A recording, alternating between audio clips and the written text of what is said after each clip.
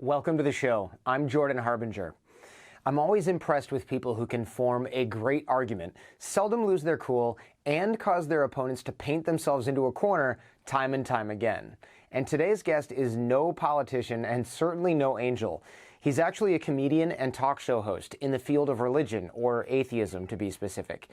David Smalley is second to none when it comes to challenging belief structures and knows his opponents' counter-arguments as well or better than they do.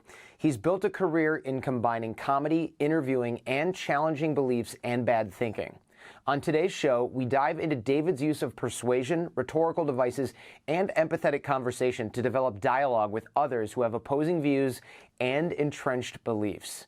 I really think this episode's going to ruffle some feathers, but if you find yourself getting angry or irritated by the content of David's arguments, I strongly encourage you to think about why and be respectful in your disagreement, and of course, in my inbox if you don't mind. If you like the guests we have, and even if you don't, you got to admit, I've got a kick-ass network, and I'm teaching you how to do the same thing in our course, 6-Minute Networking, which you can find at jordanharbinger.com/course. That's 6-Minute Networking at jordanharbinger.com/course. Until then, enjoy this episode with David Smalley. There's got to be somebody in a church somewhere when there's like a new guy who goes, yeah, don't tell that story to me. Yeah. Like that's... We got a new guy here. It's not really going to work. Like, yeah, it's going to freak people out. Yeah. They don't have all the context. Don't do that. Don't do that. Yeah. And I wonder about that because I remember going to church with friends as a kid, and like some churches it's normal, whatever, it's fun. But then you go with like your born again, like super Christian Serious friends, ones, yeah. and they're just like, "Isn't this awesome?" And you're like, "Nothing we've learned today makes any sense. Like we don't have the full picture. How long do I have to come to this before I get the full picture?" The answer is forever. Well, that and you Yeah. should have started earlier. Yeah. When you would still believe bullshit. Right. Yeah. Like actual, like if you're, it's like the Santa Claus line. If you don't believe in Santa Claus and the Easter Bunny anymore, it's like too late for you for these particular churches because they just don't make any effort to make it accessible. Bill Burr did a whole bit on that in his last stand-up. He said, he's like, I started making fun of Scientology going, oh, they believe you die and you go to another planet and you own your own planet and you get close to Zoltan and all these weird names. And he's like, he goes, oh, that's way better than our stuff. I started thinking about my stuff. It's like, wait a minute. A God came down in human form to impregnate a woman without her permission. And then she's a virgin, but she had a baby. And so this God is like now going to be sacrificed back to himself to save him from this world that you created. None of it makes any sense either. He goes, but I learned mine when I was 3. So it makes sense to me. He's like, yours is stupid. And that's why we're all killing each other. The Muslims and Christians, it doesn't make any sense. You've made a whole career on like challenging bad thinking and religious claims, well, and comedy, of course, and acting. That's a fascinating mixture. And so I kind of wondered, like, why'd you get into this? Because you could have just been like, comedy's better, more fun. Like, why is this important to you? I started in podcasting because I was listening to radio. I was listening to Christian podcasts. I would call in to Christian shows and ask them questions because I was still sort of going on my journey. Like I started as a believer and I was like sitting down with theology professors, pastors, preachers, lay Christians who were in congregations of different churches. And I go, hey, is Jesus the Son of God or is he the same as God? And the guy would give me an answer and show me scripture and prove it. And then I would switch over and go talk to another friend of mine who went to a different church and he'd be like, no, it's definitely this instead. And he would show me scriptures to prove it. And I was like, you guys can prove anything you want with this book. Yeah. And so I started listening to Christian radio. I loved listening, like the more conservative, the better, because I wanted to hear what the other side was saying, really. I didn't want to sit here and make arguments against something that I didn't really understand. It didn't make any sense. I had to understand what they were saying. So I started listening to Christian podcasts. And I couldn't call into radio stations. A lot of times you get busy signal or you couldn't get through. Sure. Podcasters, even if it was live internet radio, they maybe had 40 people listening at the time. And this was a long time ago. Yeah. This was back when you started your podcast. That's how long ago it was. Oh my God. And so I would call in, and then I got to where I was recording my conversations with them because I would ask them a question and they wouldn't really be able to answer me. And then they would just hang up on me. And then they would edit it out. They would shut the show down, edit it out, and I would listen to the final podcast, and my question wouldn't even be in there. Oh, interesting. And I was like, wait a minute, they're trying to shift this narrative like they weren't challenged with that.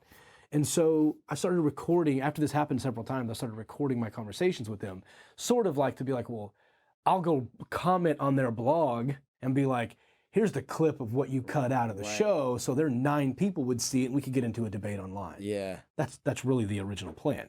On top of that, I had Dogma Debate as a forum where I was just posting an atheist argument as a challenge. I'd be like, guys, this is something that doesn't make sense to me in the Bible. What's the Christian answer to this? And on almost every situation, on other websites that I saw, either Christians were dogpiling atheists, making fun of them, calling them names, or atheists were ripping on Christians, going, you guys are stupid, it's Santa Claus for grown-ups, you're ridiculous. And I didn't see a lot of productivity.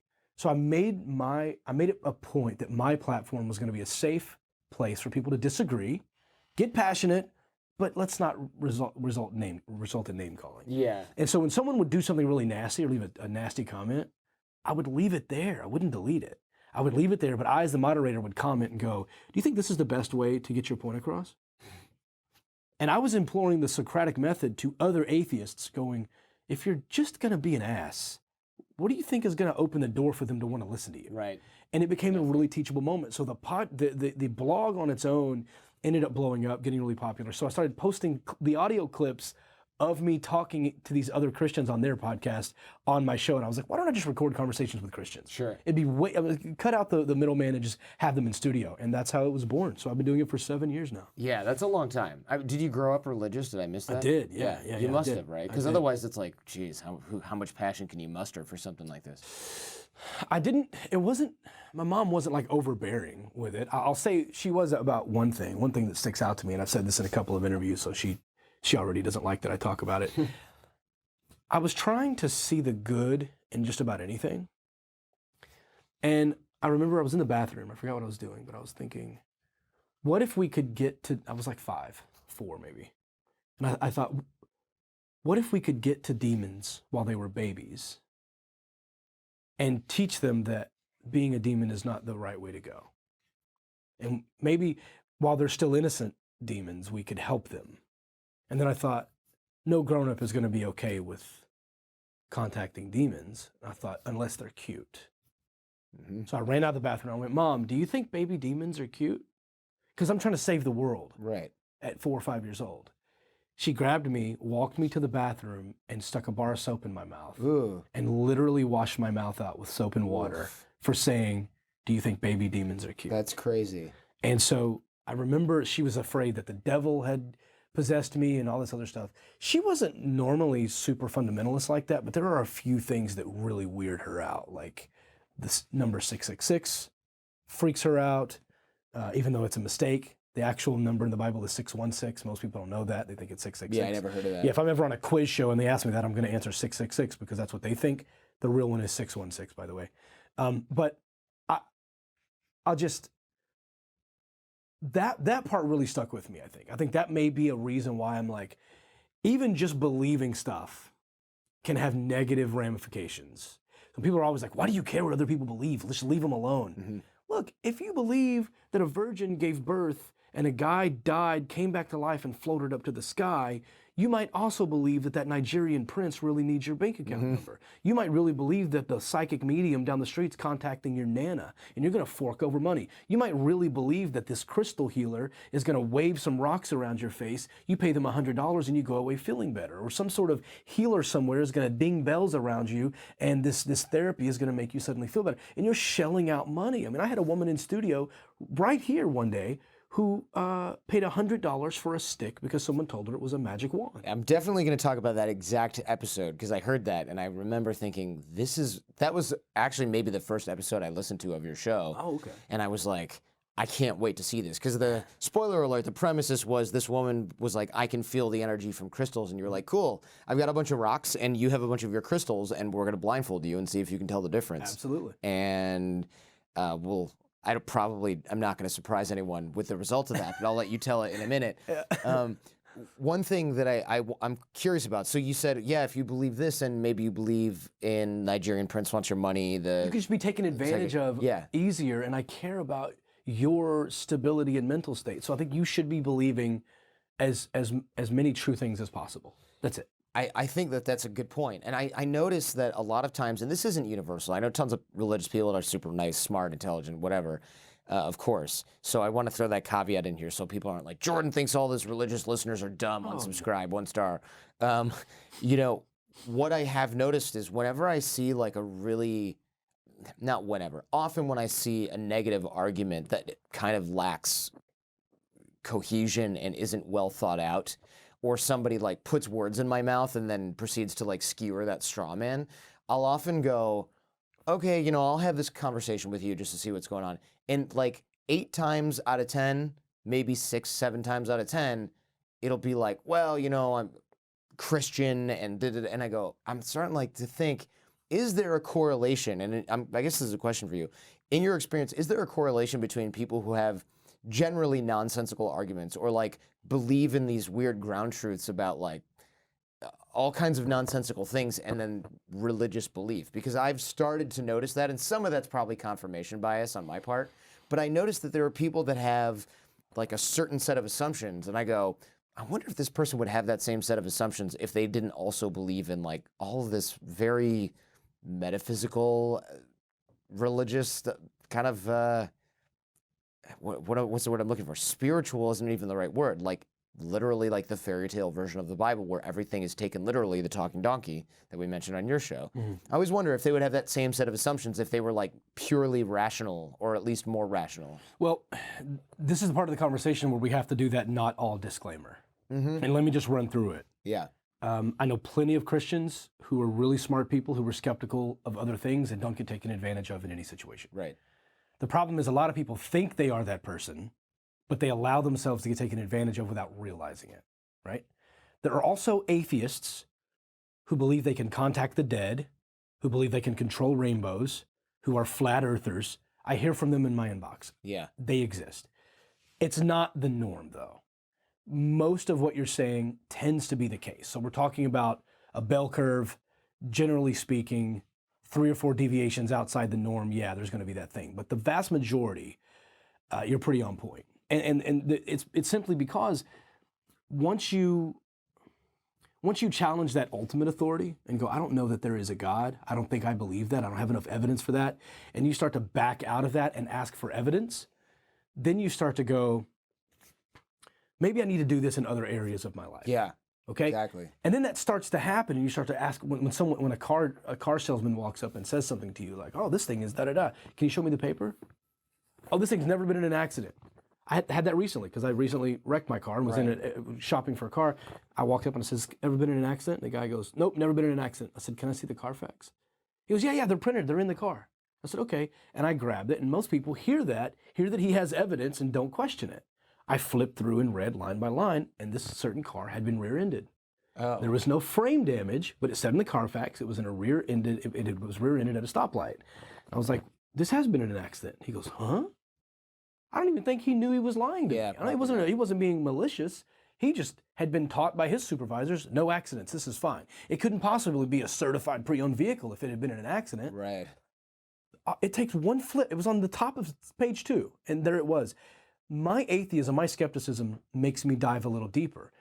And there are a lot of, and I'm sure you know about these, there are a lot of, like we talked about social engineering on my show, and you were talking about that. Card salesmen get trained in how to manipulate the way you think. Every salesman does, to be fair, but especially the cars guys. You know what they'll do when they get ready, when they want to show you the car? They'll start talking and then walk away from you. You will naturally follow them, so you can hear. So you become the follower in the situation. When you get in the car and you're driving, you feel like you're in control. What do they say? Turn right here. Turn right here. Make a left here. Turn right here. Pull in right here. Let's pull over. Let's stop. Let's take a look at the car. The idea is they're conditioning you to do exactly what the salesman says, line by line by line, so that when he says sign here, you do it.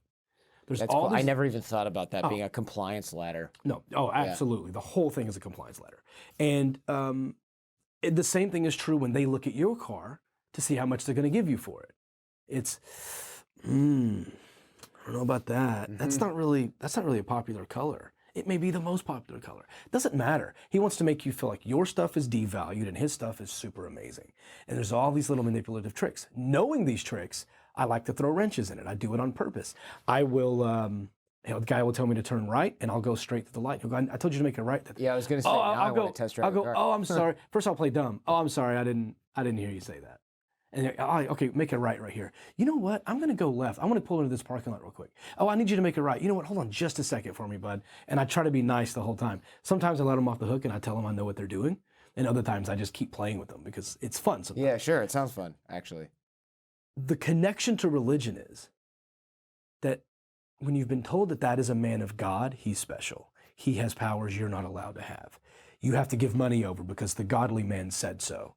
God's watching you. So your behaviors are duress-based, not ethic-based, right? You think it's ethical, but you're being good because daddy's watching, right? Mm-hmm. So you've got this series of events in a certain way you're believing, a certain way you're behaving, that when someone else shows up and says, it's never been in an accident, and he's wearing a tie, and he speaks with that confidence, and he's got that charisma, you have been conditioned in your religion to believe the smart, attractive, soft-spoken guy, so you do it, or well-spoken guy. And so you're more likely, I firmly believe, you're more likely to get taken advantage of quicker if you have a preconceived religious belief. That's funny. This reminds me of, I interviewed this guy who escaped from North Korea, and he's I think he's 24 now. So he escaped when he was 17. And he was talking about buying a car. And he got raked over the coals because he trusted everything that the sales guy said just at face value, completely. And I thought, oh, it's because he's never had to deal with like a complex financial transaction. And part of that was true. The other part of it is he was raised in an absolute compliance totalitarian, the most totalitarian regime probably that's ever existed in the world, honestly. Yeah. Maybe, yeah, probably. Well, yeah. You want to compare those to the Nazis, but maybe. Yeah, maybe not, not like an actual concentration camp, sure. But for sure the most totalitarian regime in terms of like a government. Sure. Maybe not the same sort of prison situation, but damn close, right? Really close to it. The mindset for sure. Yeah. Yeah, good point. Yeah, so the most totalitarian regime outside of an actual prison camp, probably. And I hear they have those, by the way. They do have those. Yeah, they have concentration camps there too. I can't remember. Jen, was Charles ever he was in a prison camp twice. He was in a re-education center, and then he was also in a coal mine situation. So he was in there too. He just wasn't in there his whole life. But he had been through these, and he believed everything that those guys had said, and he had to learn how to like question authority at all. And what's interesting, he became religious the second he got to China. And I hadn't thought about why. I mean, he said he had this epiphany and all this stuff. I have this half-baked, potentially, theory that people who are come from an extreme situation of belief like that will fall into another situation like that to replace that feeling of the beliefs. Is that a thing that you've observed? Absolutely. And atheists do it too. Yes. And yeah. Here's where it gets a tad political. If it makes you uncomfortable, we can back out. No, it's okay. But I know so many atheists, and I've seen them do this. I've seen them leave a religion, be conditioned to believe, overpower that, ask questions, not find the evidence they thought they were going to find, and give up on their belief, and celebrate their skepticism, and then begin to act in a way that is religious again for whatever political movement they've chosen, whether it's libertarianism or extreme leftists, whatever it is. These people who demanded evidence and said everybody has a right to speak at the table 10, 15 years ago when atheists weren't invited to the prayer breakfast and atheists weren't invited to the interfaith meetings and atheists weren't allowed to give an invocation, a secular invocation or whatever. They were like, we deserve a seat at the table even though we're the least popular view. And that's what we built the atheist community on. And then a whole extreme left-wing branch of those atheists started breaking off, getting a little more control because we did. We started to be recognized. Obama started inviting atheists to interfaith meetings and prayer breakfast. Atheists all over the country started doing secular invocations at their city council meetings. And whenever there was some sort of Jesus invocation or specific Muslim invocation, atheists would show up and demonstrate by sitting down and refusing to stand for whatever God was being invoked. This idea that it needs to include everyone, and a secular invocation includes everyone. It's about the people. It's about progress. We're not going to pick one particular God to pray to because there are people in that town that don't believe that. They're paying for you to be there. It's not fair to use their tax dollars in that way. And so we built this idea on everybody gets a seat at the table, even if we disagree with them or their views are unpopular. But as soon as this extreme left-wing version of our liberal views got some clout, they started going, oh, now we taste that power. Yeah. You're not allowed to speak. You're not allowed to speak. You're not welcome at the table. And if you show up, we're going to throw rocks. Yeah. We're going to spray you. We're going to beat you with shields. Okay, there's a group of conservatives marching, young conservative marcher, young Republicans marching in Oregon. They can just call them fascists. They can just call them right-wing Nazis or neo-Nazis. They just label them whatever. And then like sheep, they just follow and show up in black-clad masks. Right. Let's destroy them because we're doing something good. We're ridding the world of evil. Stop and realize that you're acting religious again. Yeah. Those guys are allowed to march. Even if they are racists, they're allowed to exist and be disgusting people. We've got to battle those ideas in the public sphere, not with literal rocks and gas canisters and shields. You know what I mean? Yeah. We've got to address it with the public and with voting and with other ways, because otherwise you're treating this like a third world country and you're beating people with sticks and rocks, and it's insane. It is. To the point that some guys were showing up with like Antifa or Black Bloc supporters who looked like me and were getting attacked by their own people because they thought they were racist because they had shaved heads. Oh, geez. It is insane. Chaos. It is insane. Fighting each other, saying, stop your performative bullshit and stop compromising. There is no compromise. We're destroying them. It's very a warlike mindset. And the vast majority of these people are secular. They are atheists who said they were over religion. And what's dangerous about it, Jordan, is they honestly think they have overcome religious belief, so they think they're immune to it. They think there's no way I could be tricked into being religious again. That's more dangerous somehow. It is, because now what they don't even realize, and I've been attacked by these same folks on social media. I can tell you now, man, when someone goes, attack David, he's part of a secret Nazi group. I'm going. It's so secret even you don't know about it. Yeah, so it's pretty damn secretive. It's got to be. People who were my listeners, people who I know are skeptical thinkers who came out of religious households and became atheists, are just believing it and going, well, I'm canceling. I'm not going to subscribe. I'm not going to support this Nazi. And I'm going, what happened to you asking for evidence? Because that's how you built your life, is requesting evidence and being a skeptic. How are you falling back into this religious mindset? So yeah, it's not only the religious people who can do that. It's also people who are formerly religious, leave that behind, and then fall back into religious thinking without realizing they're a part of another religion. I see this at the micro level too. That was a much more intelligent sort of version of what I was the example that I have. There's a friend in particular where she left the Jehovah's Witnesses, and now she's like, oh, well, that's all a bunch of BS, but you should see this. Spirits, I can write, and the spirits are telling me what to write. Or like, oh, there's this psychic healing thing. And I was just like, there's something where when you are forced as a kid, maybe there's something. When you are forced as a kid to believe things that really your mind knows don't make sense, you just then don't develop maybe the ability or the habit of questioning. I would say things. Habit over ability. I think habit is. I think more everybody's accurate. got the ability, and my friend Pete Boghossian wrote in his book that some people just aren't welcome at the adult table. He's like, if you can't even fathom that you might be wrong, you don't belong at the adult table. And I say, send me those people, because I'll sit with them, and I think they are. I think that I haven't said this often. It's only been one time, and when I was actually talking with her before the show. Before this show, and she was like, she wanted to talk about the ex-gay person that I had on my show. You talked about that? Yeah, just very briefly, like 2 seconds in. And she was asking me about him. She just asked me about him, and I remember saying before that show, I was like, this is a rescue mission.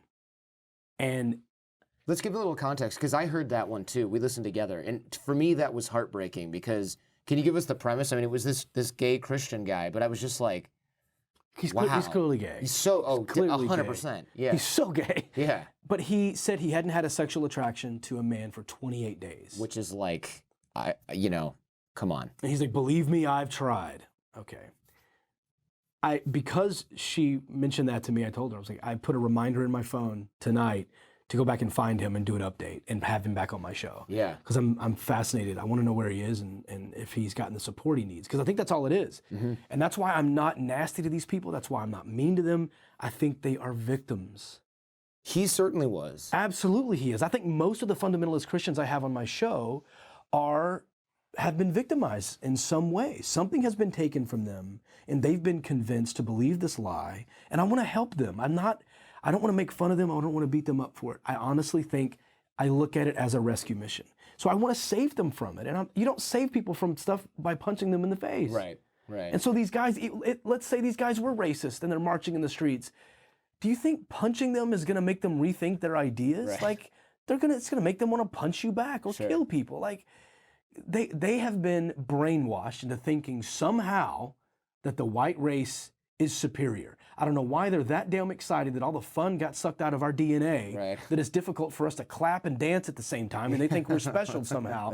I don't get it, but somehow they think they've been brainwashed. So they're victims of thinking this. So treat them like that and go, look, we can fix this problem instead of beating them up. Like, that's why the whole punch a Nazi thing is just ridiculous. I was thinking of that exact same thing. Everyone loves that video, and there is something, of course, that's always satisfying about seeing somebody you really don't like get punched. But all that did was go, look, see, we were right about all these idiots. Look at him. They're punching him. He's on the news. They're sucker punching him. We knew those people were. Yeah, then it became a free speech thing, and you're not allowed to say whatever. So this gay guy came on the show and says that he's ex-gay and that he hadn't had an attraction in 28 days. And you probably heard it in my voice. I was incredibly heartbroken for the vast majority of the show. He said the attraction went away because he asked God to take it away, and now it's gone forever. He's sure of it. Right, which means we know how biology works. Right, of course. He is definitely attracted to people. He's suppressing it. Sure. He's lonely. And there's a reason why LGBT suicides are much higher than folks who are not gay, straight, or lesbian or whatever, or trans. And that's the thing. Is it our society that's doing it? Is it whatever's making them gay that's doing it? We don't know. But we're certainly not helping.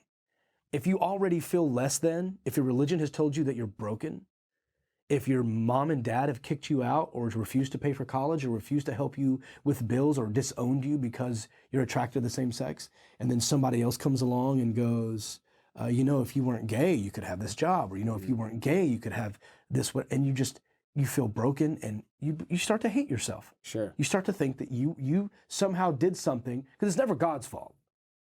You did something that made God put this on you. Mm-hmm. Like when the Pharaoh wouldn't let the Jews out of Egypt, it's because God hardened his heart. And when I challenged him, I go, why didn't God just unharden the Pharaoh's heart so he'd let him go? No, it's because the Pharaoh did something to deserve having his heart hardened. So he held all these people slaves. Right. And then in order to convince him to not do that, God went around killing the firstborn of everybody in the village until the Pharaoh finally let the people go. And the murdering of all those kids, that's the miracle of the Passover that the Jews celebrate, by the way. Yeah. That's this wonderful thing we're all supposed to celebrate in the Jewish tradition. It's horrific. It's disgusting. Yeah, but that's how we dealt with it. So whenever I bring those stories up and I connect them and I go, what do you think you did as a gay person for God to do this to you? And why would you worship a God that would torture you like this? And why? That episode was really difficult. It was hard. I felt so bad for the guy the whole time. I mean, he basically had accepted, and we'll link to it in the show notes because I think it's a really good one. Are all your episodes available, or do you they sort of expire? Because of my deal with Podcast One, after 60 days they go behind the thing. But they can get it on my Patreon. Yeah. It's a little more cost effective. But I also have the ability to take shows and re-air them. Yeah. Well, we'll link to it in the show notes. And honestly, you can support a Patreon. It's like there's a $1 one and there's a $5 one. Yeah, so it's worth looking back at a lot of the past episodes. And you mentioned when you talk, you say, well, because the Pharaohs and this in the Bible. The difference is you're not just going, all this stuff is stupid. You know this stuff really well. I mean, I think there's been several episodes of your show where you're like, well, actually, I think it's this, and this verse. I know nothing about this. And you'll be like, and I think it goes something like, da-da-da-da-da. And the guy's reading it, and he's like, yeah, that's pretty much it. Yeah, it's like, that's really, the Bible much better than, or as well as any of these fundamentalist Christians do. And that's really, there's a common concept on the show that I say, in order to be worthy of having a strong opinion, you have to know the argument or the counter argument as well as the person making it. And you actually are one of the few people that do that. I appreciate that. I pride myself in that. There's a thing called Rappaport's Rules, and Dan Dennett wrote about this in one of his 7,000 books that I think he's published. And basically, Rappaport's Rules, there's a few of them. The only one that really matters to me is you're not ready to form an argument against someone until you can reword their argument back to them in a way that they would go, I wish I would have thought of it that way. Yes, I agree. Like it has to be so well thought out that they go, yes, exactly, I wish I could have said it that way.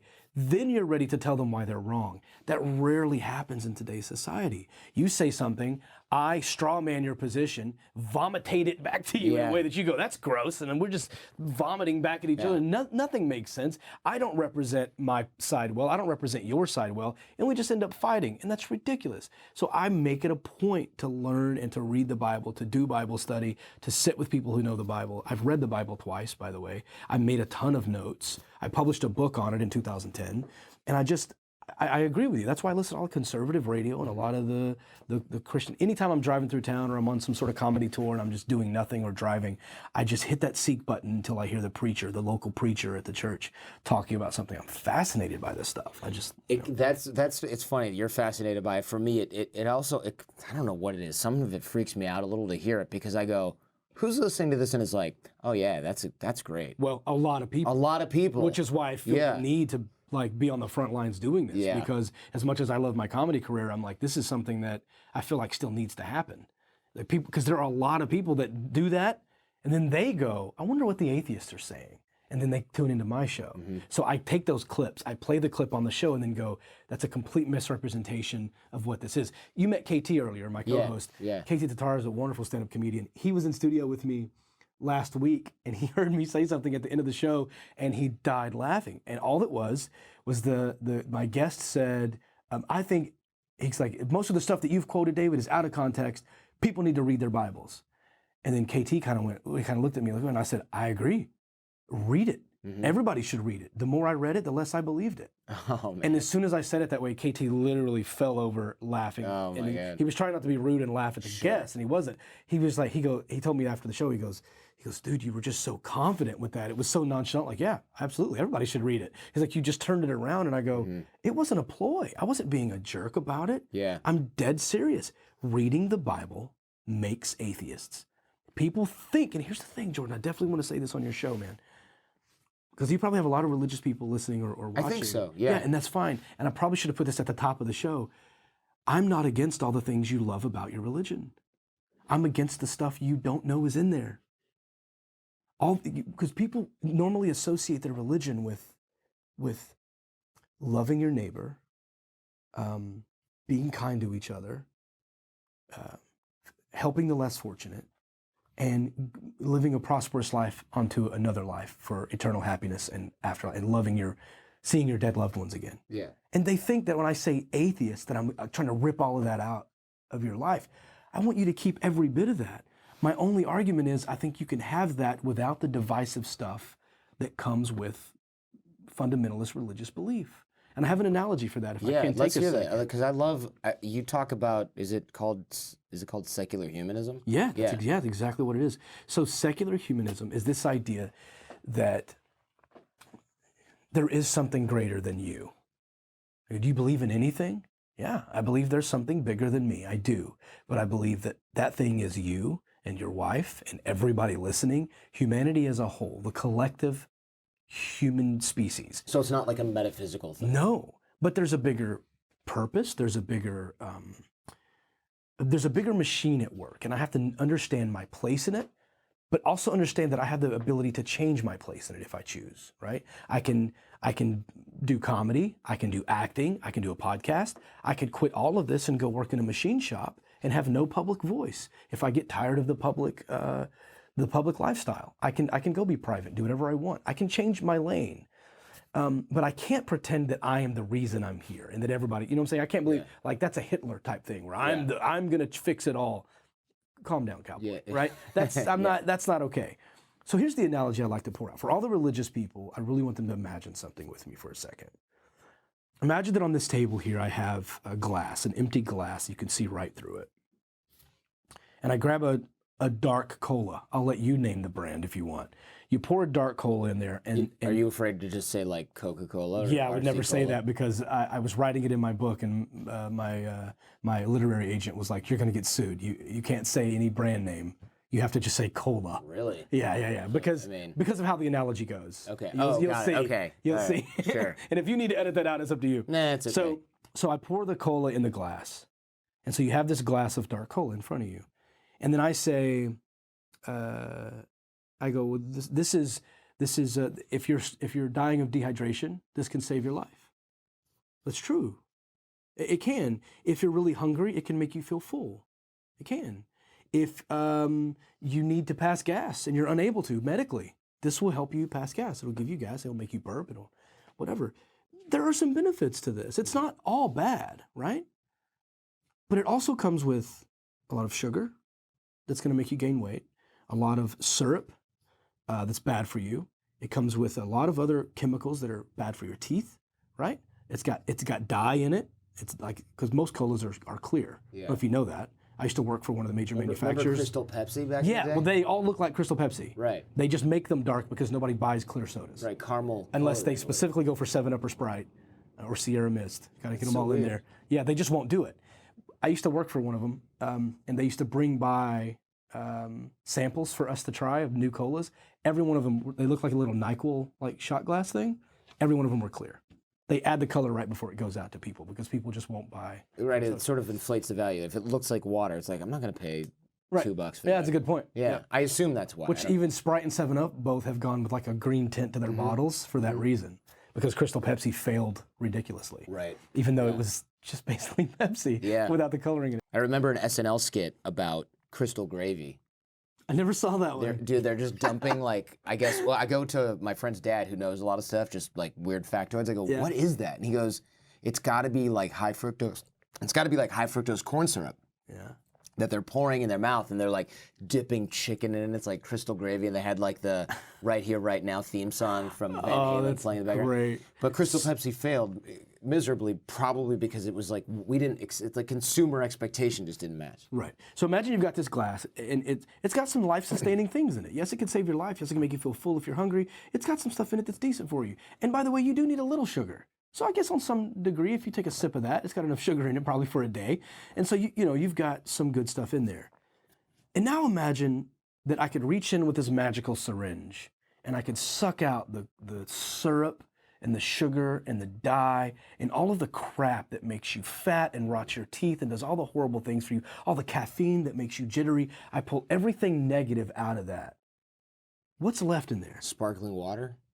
Not even necessarily sparkling. What if I even took out the carbonation? Sure. Because so you don't get gassy. And it's just pure water. That's still life-sustaining. That's all the good stuff in it without the bad things. What you have left is humanism. It's the life-sustaining water without all of the crap like my church is better than your church. Here's the way the animal must be facing when you slaughter it. Here are the animals you're allowed to eat. Here's who's allowed to be in your bed. Here's who you can have sex with. Here's what you're allowed to eat on Fridays. Here's who you should kill. Here's who you shouldn't kill. Here's who can be slaves. Here's who shouldn't be slaves. The Bible is filled with divisive stuff. So what I tell religious people, I never want to rip something out from under them without a safety net. What I want to say is, look into secular humanism. Look at how it is the pure glass of water where you can love your neighbor, you can bring happiness to the world, you can do charity work without all the divisiveness that comes with organized religion. What about somebody as a counter argument, and I'm not going to be great at this because I'm not religious, but what about somebody who goes, yeah, but look, man, I get that that's in there. I don't have slaves. I don't hate gay people. I cut out all that stuff that's negative, and I leave in the good. That's basically what I'm already doing with my religion. A lot of people are thinking that right now. Sure, they are. The problem is you still worship a God that did those things. And Malachi 3:6 says, I, the Lord, do not change. So if God at one time was okay with slavery, he's okay with it today. So you literally worship someone who authorized slavery. You literally worship someone who authorized the murdering of millions of people. I think over 10 million people, or 2 million. I think God kills over 2 million people in the Bible, and I think Satan kills like 10. in the Bible. 10 people? Yeah, 10. Oh. Yeah. I think the numbers are right. People can fact check me. I'm pretty sure God kills 2 million. By the way, he also flooded the entire earth. He said he regrets making human beings. These aren't things that people talk about in church. The preacher isn't saying this type of stuff. So even though you've let go of some of those things, all that means is you're inconsistent with your own religious beliefs. Right. You are rejecting parts of the Bible that you say are God's word. Is it God's word or not? And if you say, well, some of it's God's word and some of it's not, well, then we have a whole new problem. What about the parts of Jesus coming back to life? Is that God's word? Yes, because it makes you feel good? Or yes, because it actually is? How do you know that wasn't some sort of metaphor? How do you know? And if we admit then that there are human errors in the Bible, we go, how do we know which parts to take literally? Which parts are poetry? Well, it's the ones which that I parts want are to be the true. ones that you want. Yeah. Right. And like I said, no one's ever said, I know God disagrees with me on this, but I'm going to stick to it anyway. No, they always think God agrees with their political view or whatever it may be. And if your God and your imagination live in the same place, maybe you've imagined your God. And you've built your God, because the God of the Bible doesn't play that shit. He's not okay with you cherry picking. Right. You break one sin, you break all sin. You take all of this, you take none of this. Don't take not one dot, not one jot, not one tittle shall be erased from the law, or you shall be called least in the kingdom of heaven. I mean, you can't take anything away from the commandments or anything. By the way, 637 Levitical commandments. We're not just talking about the 10 that people like to put up in front of the post office. We're talking about 637 things. That's the old law, and that's what Jesus was referring to when he talked about it. So even though you may have removed those things from your life, for one, that just makes you inconsistent with your belief, but it also means you still believe things that are lacking evidence. And that's still a problem, because like we talked about earlier on, you could be taken advantage of, you could be tricked. It's just better to ask for evidence and to keep on moving on. So I think secular humanism, having a skeptic-based mindset, regardless of what the topic is a far more productive and happy lifestyle. And when you realize that you don't get a second chance in some sort of afterlife, this life becomes so much more valuable. It becomes so much more precious. And you have this desire to take good care of it and to love people and to treat them with respect. This might be our last interaction. Well, you almost died last week. Literally. After we scheduled this. I was like, Literally. how dare you? It's taken us so long to get this on the calendar, and you'll go and almost get killed. I really just didn't want to do this show. I was like, there's a guardrail. Let me slam into that. Yeah, the brief context for that for the listener is your tire stripped or something in the middle of the road at 70 miles an hour and you hit a guardrail. And we're lucky to be having this conversation. Well, you're lucky to be doing anything. I literally almost died. It's on my Instagram, David C. Smalley, if you want to check that out. Yeah, we'll link to that in the show notes. All the pictures and the story is there. And there's a detailed story. My publicist wrote a detailed story on my Facebook page too. So I was just checking Instagram like before going to bed, I don't know, like last week or whatever, and I saw this just totaled Mustang, and I went, whoa, what's this? And I was like, oh, David Smalley got in a car accident. I told Jen, she goes, what? Is he okay? And I was like, this is a pretty gnarly potato-sized bruise he's got here, but he posted this, so I guess he's not dead. Yeah. You know, but it looked like, if someone said this was the result of a drunk driving accident and 4 people died, I would have been like, dang. Like, it looked that bad. Oh, yeah. And it was. I got a lot of internal damage. I had a bruised left clavicle. I've got some internal stomach wall bruising, chest bruising. I got some stuff in my arm and legs kept going numb. My left arm and my left leg. You had that checked out, I assume, at some point? I did. I went to the hospital. They haven't gone numb in probably 3 or 4 days now. So it's getting better. But yeah, I was banged up. I was really banged up. I assume you've gotten a lot of email that's like, well, God saved you for some reason, or like somebody's had to throw that out at you. Only atheists being assholes, like joking. Yeah, no so one. Just me and like a handful. Just joking with me. Yeah, I think one person said something about some atheists get kind of spiritual, and they'll say, "We still need you. You have a purpose here. We need you to fight the religious monster. The universe knew you were still necessary. Stuff like that. A little bit. It's all come from secular people mostly. Yeah, yeah, that's interesting. Yeah. Did you get it? I know you're a comedian primarily. Did you get into comedy because of religion somehow? I mean, is that too tenuous of a connection? That's funny that you say that. I never thought that until right now. Mm-hmm. I did stand-up comedy about 14, 15 years ago, one time. Didn't go very well. Okay. Well, yeah, I mean, as your first time is probably not supposed to crush. And then I didn't do it again for like 10 years. Mm-hmm. And but for several years, I did a lot of speaking, and like in the atheist circles, I'd go to conferences, or 1,200 people, 400 people. I was giving talks. I always made my talks funny. I'd always write jokes, and sometimes I'd have a presentation behind me, and I would say something, and then I would click the mouse, and something would happen behind me that I pretended not to know about. I put on a show for people. I made sure they had a good time. It's a good idea. I always wrote jokes into stuff and made it fun, but I tended to make my focus of basically kind of what you were talking about on my show. Like, here are ways to talk to people without being a jerk. Yeah. Here are ways to diffuse situations. Don't make people's walls go up. Make them be open to your guidance. Ask it using the Socratic method. I would teach these things at atheist conventions. So 7, 8, maybe 9 years of me speaking and sort of being funny on stage. And then I was asked to MC the comedy show at the Reason Rally in 2016. And I went, yeah, I'll do that. And I'll just do like 5 minutes of stand-up. And I wrote religious jokes and went out and did 5 minutes and killed with 500 people there. Bought tickets for it. Felt amazing. Yeah, it set the bar pretty high. Because then I came to LA and bombed a lot and got better. But it set the bar pretty high. Yeah. And believe it or not, I'll tell you now that I've been doing it for several years, and I have my own show at the Comedy Store, and I have this recurring thing, and I go on tour and stuff doing comedy. Where can we find out more, just so we put that in the show notes? It's all at davidsmalley.com. Okay, There's a big button that says comedy. They can watch some of my clips and then see where I'm going to be we'll have that, because I listened to your show and you are really funny. I told Jen, I was like, it's like that other one we used to listen to, the one that you always get compared to. But I was like, but he's funnier he's funny. I don't think Seth is funny.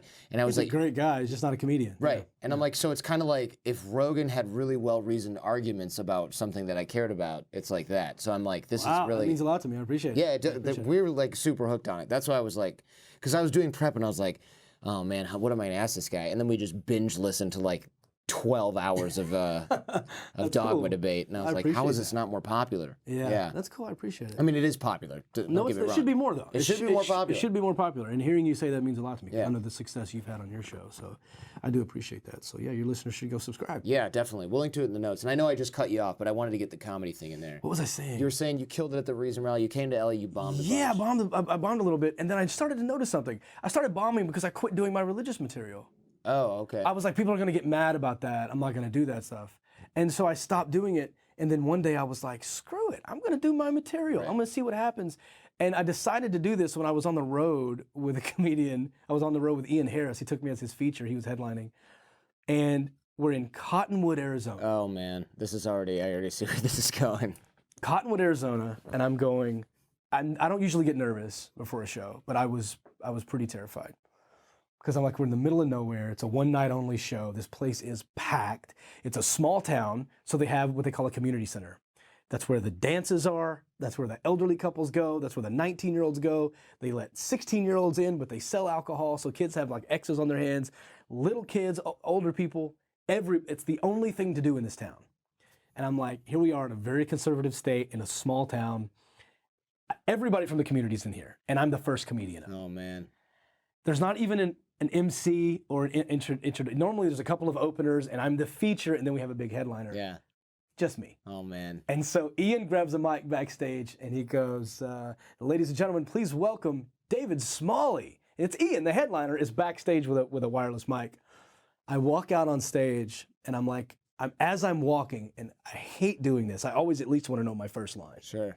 I didn't know what I was going to say. Oh, that's so terrifying. I was like, am I going to do my religious joke? Or am I going to warm them up a little and then throw it out?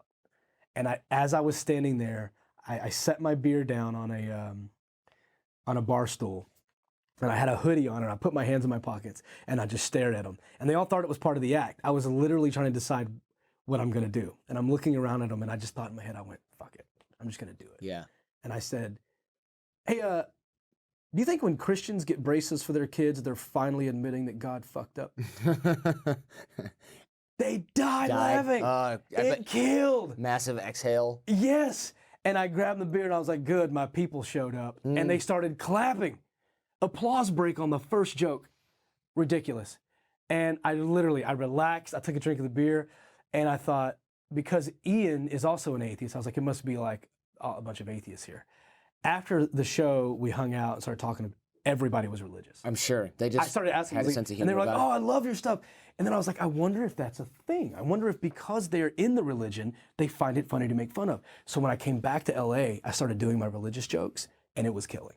So I don't solely focus on that. I have a lot of those, but I talk about the way I look, yet being liberal. I talk a lot about a lot of different stuff. I mentioned politics. I don't ever talk about Trump. I think it's low-hanging fruit at this point.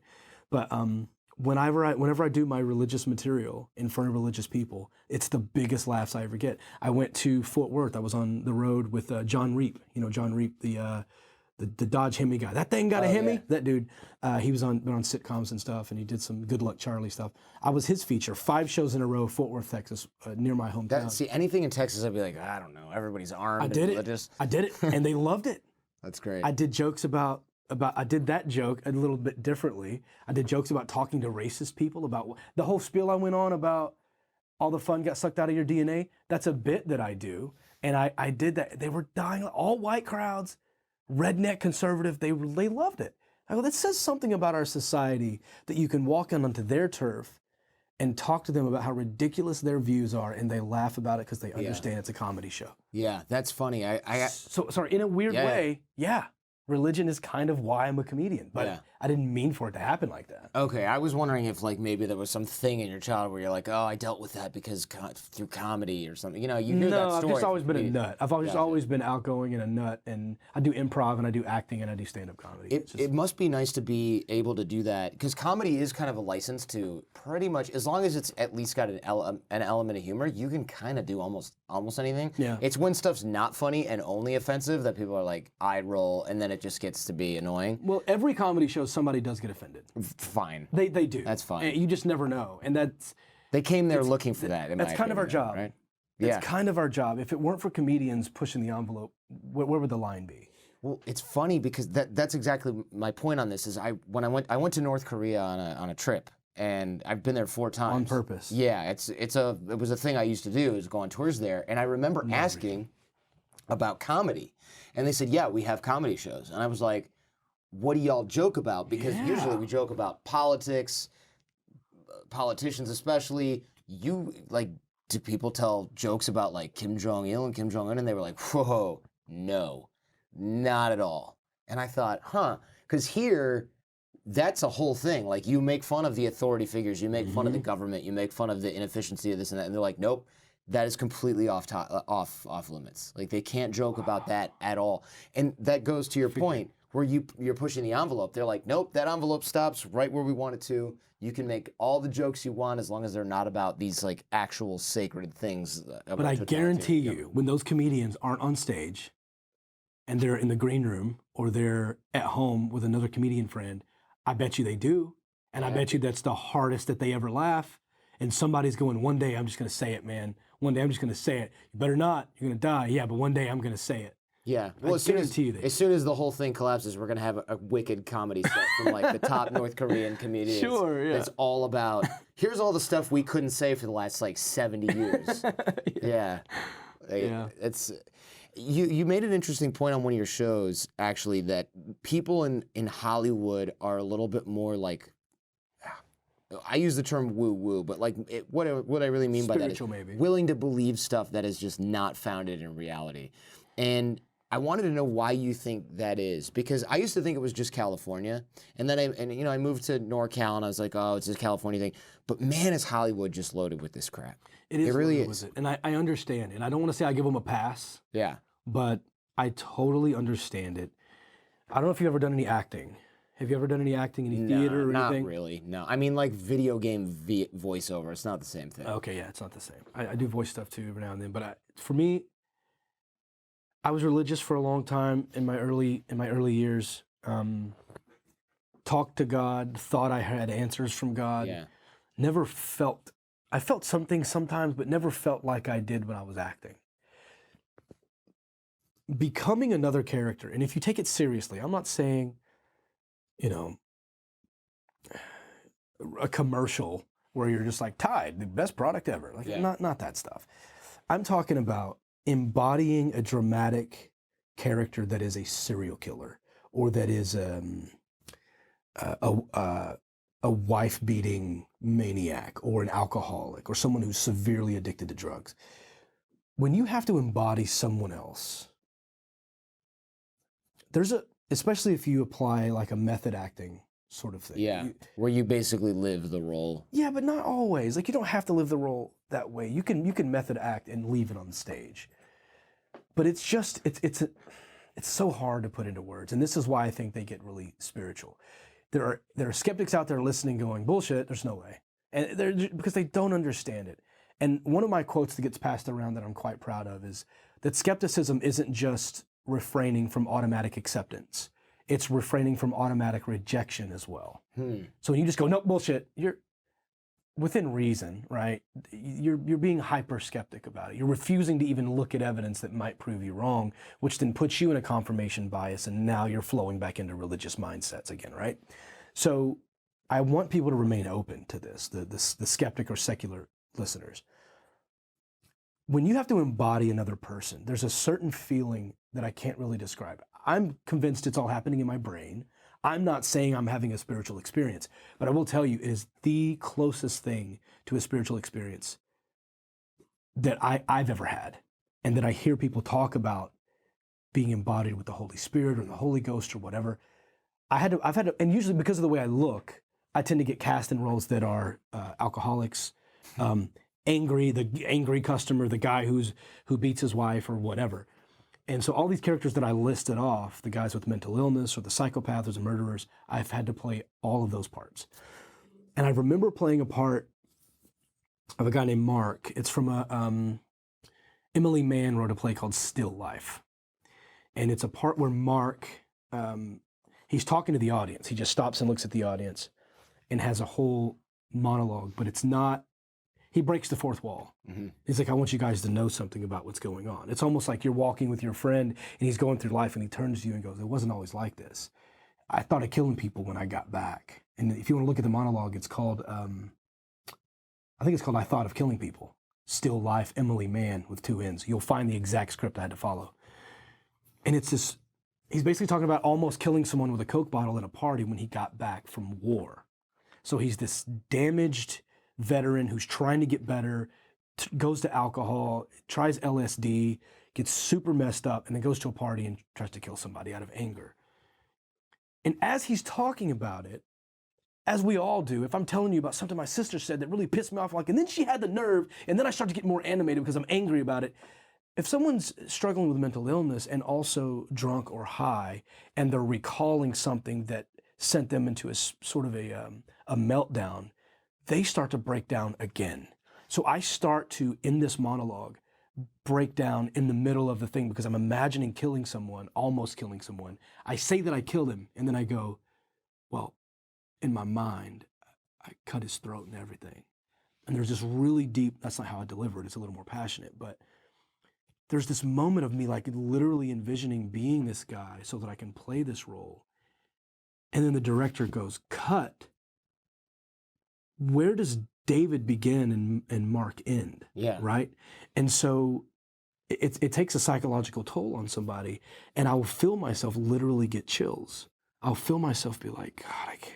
Like my eyes will water up and I'm like, I need a second. And I just got to take a walk. I just go outside, I get some water, I leave for a second, and I come back. It's not that I can't go in and out, because sometimes he would have me stop, give me direction and say, do that line again.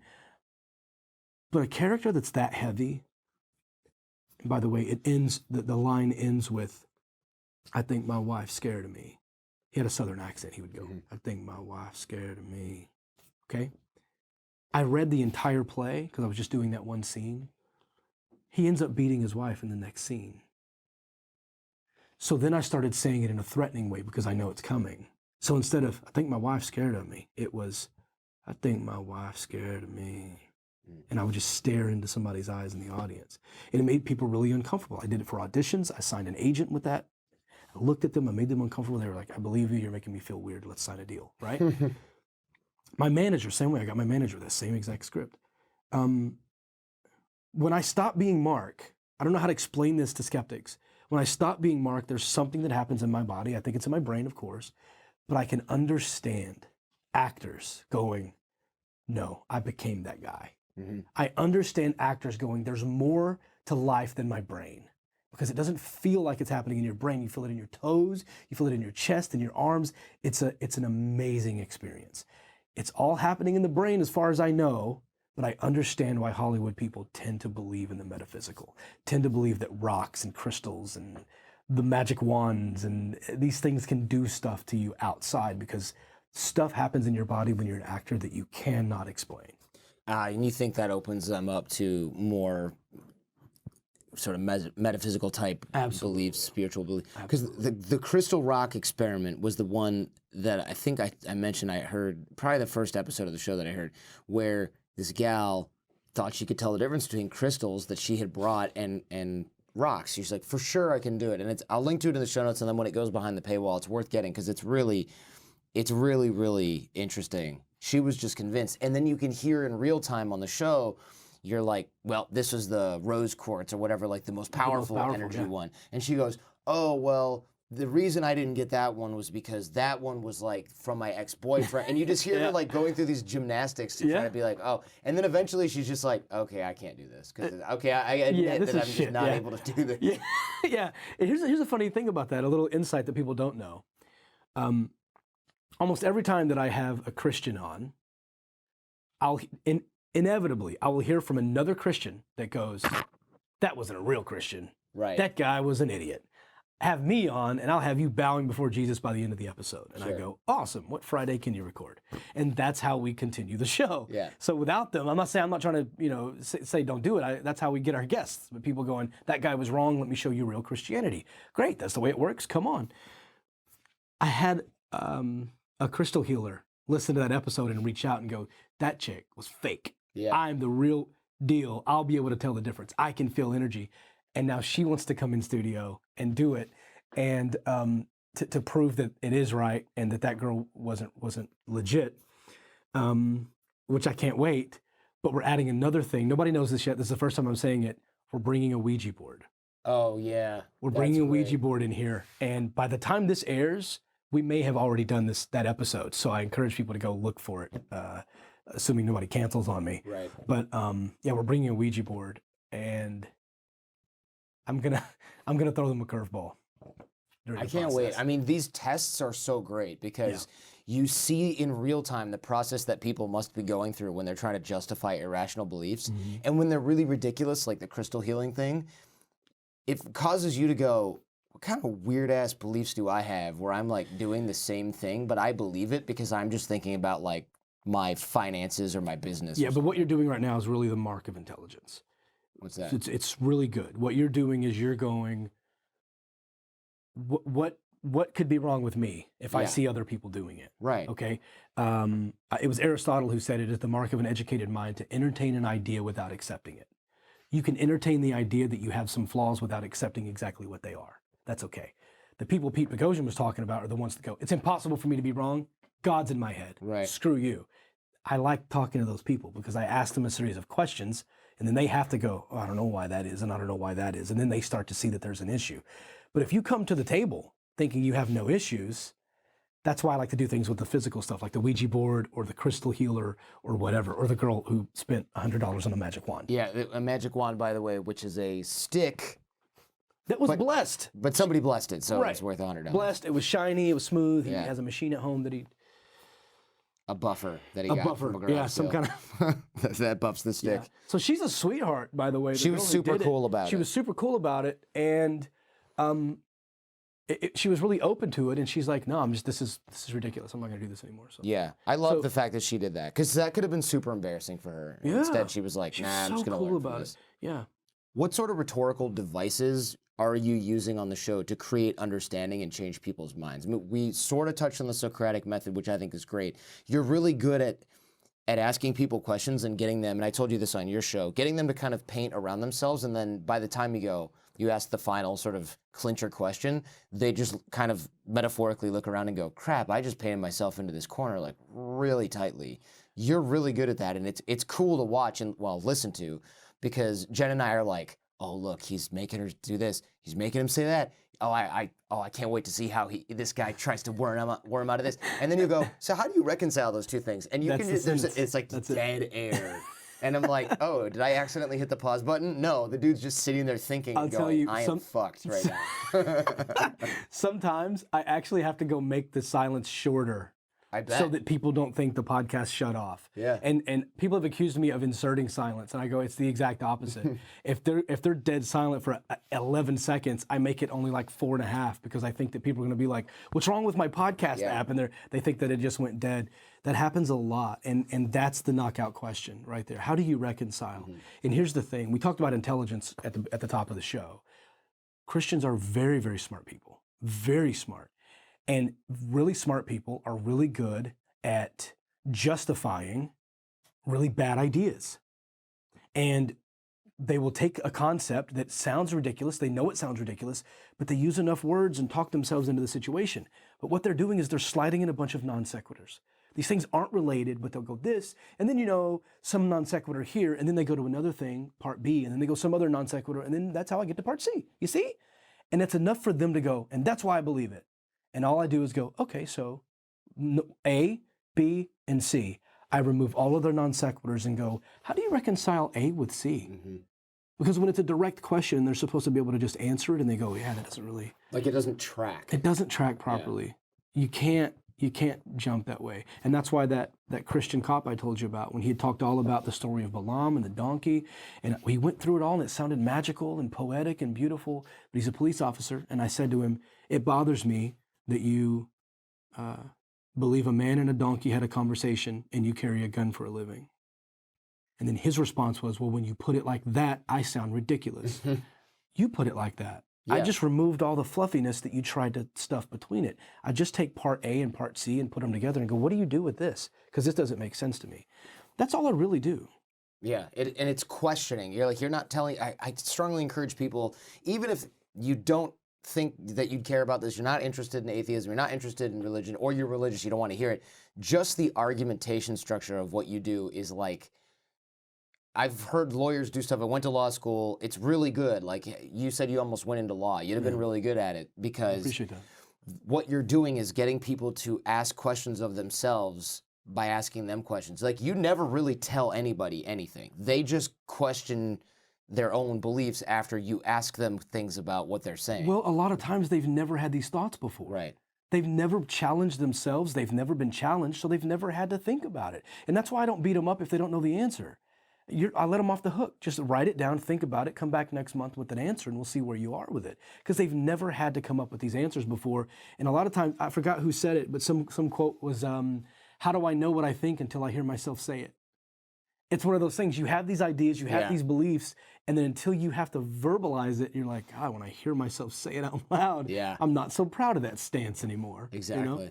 Yeah, you're really good at that. They're really good at the argumentation. Thank you. And I'm going to link to a bunch of these in the show notes. Thanks so much for coming on the show. It only took us 1.5 years or whatever to make it happen, so I'm glad. Well, thank you, man. I appreciate it. I had a blast doing it. Thanks for having me on.